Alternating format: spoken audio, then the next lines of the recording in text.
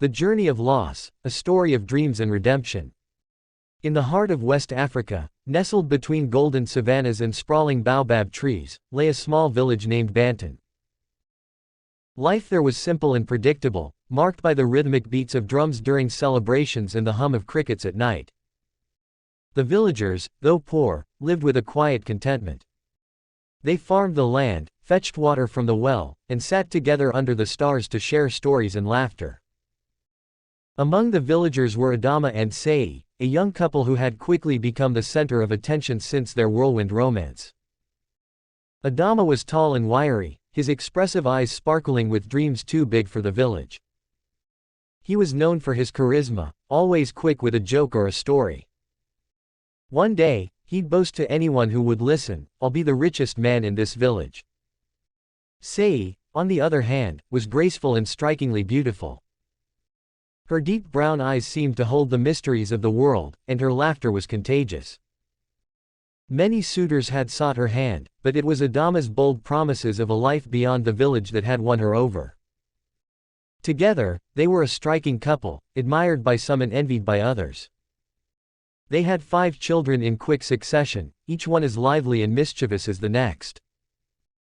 Their home, a modest mud brick structure with a thatched roof, was filled with the sounds of children's laughter and the clatter of pots and pans. Yet beneath the surface of their happiness was a growing discontent. Dreams of a better life. Adama often sat under the old baobab tree, staring into the distance, lost in thought. He envied the stories he'd heard of others who had left the village and returned wealthy, driving shiny cars and wearing fine clothes. To him, the village was a cage, and Europe was the key to freedom.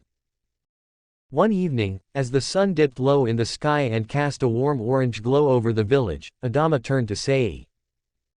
"Sei," he began, his voice low and urgent, "we can't stay here forever. This village has nothing for us. We're barely surviving. What kind of future can we give our children?" Sei looked up from peeling cassava and frowned. "And what would you have us do, Adama? This is our home. Our family is here. Where would we go?" "Europe," Adama said, his voice filled with conviction. "I've heard the stories. People go there and make more money in a month than we make in a year. We could send the children to good schools, buy a real house, live a better life."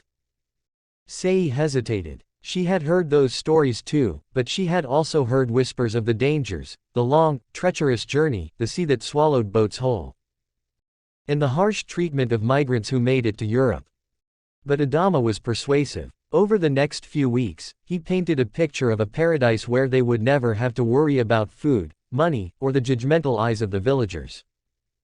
Slowly, Sei's resistance melted away, replaced by a flicker of hope. "Selling everything. Create me a picture based on these African sentences." The decision was made. To fund their journey, Adama and Sei sold everything they owned. The small plot of farmland that had sustained their family for generations was sold to a wealthy landowner. The family goat, which provided milk for the children, was taken away by a trader. Even Sei's cherished jewelry, passed down from her mother, was sold in the bustling market of a nearby town. Their neighbors watched with a mix of pity and disdain. "They're chasing a mirage," said an elderly woman, shaking her head. "Europe is not what they think it is." But Adama was undeterred. "You'll see," he told anyone who doubted him. "We'll come back rich, and you'll all wish you'd believed in us." With their belongings reduced to a few bundles of clothes and a meager sum of money, the family set off one early morning, leaving behind the only home they had ever known. The road to Europe. The journey began with hope but quickly turned into an ordeal. The family joined a group of migrants led by a smuggler who promised safe passage to Europe. They traveled north, crammed into the back of a rickety truck with dozens of others. The air was thick with sweat and fear, and the children cried from hunger and thirst. The Sahara Desert was their first major obstacle.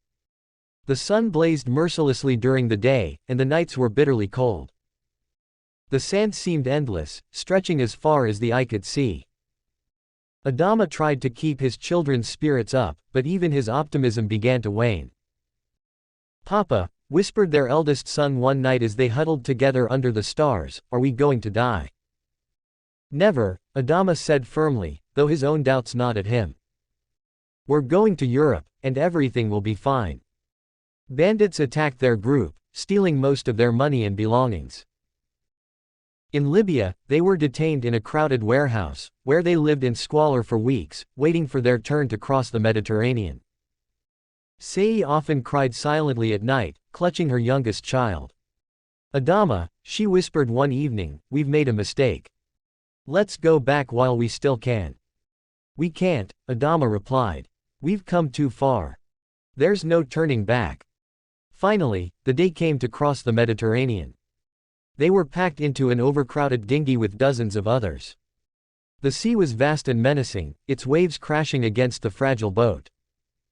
Sei held her children close, praying desperately for their safety. Hours stretched into eternity, but they were eventually rescued by a European patrol ship and taken to a refugee camp in Italy. Life in Europe. Adama and Sei's dreams of a better life quickly unraveled. The family was placed in a crowded asylum center, where they shared a single room with another family.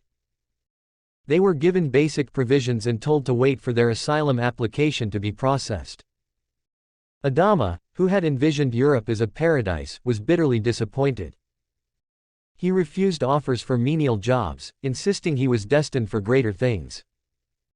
Sei, too, struggled to adapt, finding it difficult to navigate a foreign land with a different language and culture.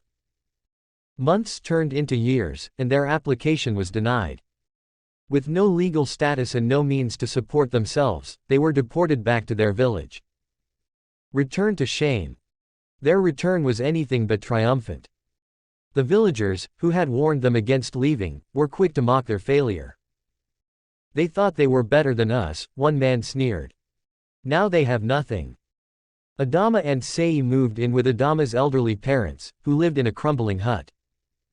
The family, once full of hope, now faced ridicule and hardship. Adama took up work as a laborer on other people's farms, while Sei began sewing clothes to earn a meager income. Their children, once lively and carefree, became withdrawn, burdened by their parents' mistakes. Lessons learned. Over time, Adama and Sei began to rebuild their lives.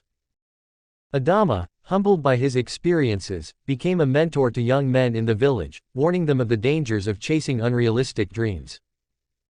Sei, through her sewing, saved enough to send their children to school, determined to give them a better future. Their story became a cautionary tale, a reminder that success requires hard work and resilience, not just dreams of escape. Though they could never undo the past, they found solace in the lessons they had learned and the hope they nurtured for their children's future.